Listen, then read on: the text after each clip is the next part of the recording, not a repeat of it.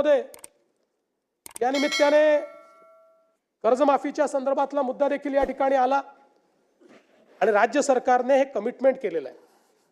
हे खरं आहे की आता आपल्यावर जो काही अतिवृष्टीचा ताण आला त्यामुळे थोडंसं बजेट आपलं अडचणीत आहे।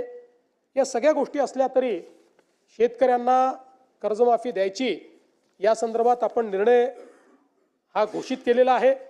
त्या संदर्भात एक समिती आपण तयार केली आहे की कुठल्याही परिस्थितीत कर्जमाफीचा फायदा हा शेतकऱ्याला झाला पाहिजे, तो बँकांना होऊ नये।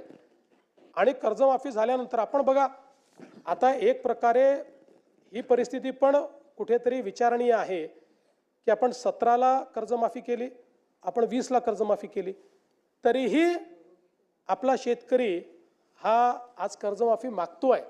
याचा अर्थ कुठेतरी आपल्या नियोजनात अडचण आहे, आपल्या कर्जमाफीतही आणि आपल्या एकूण शेतकऱ्याच्या परिस्थितीतही आहे।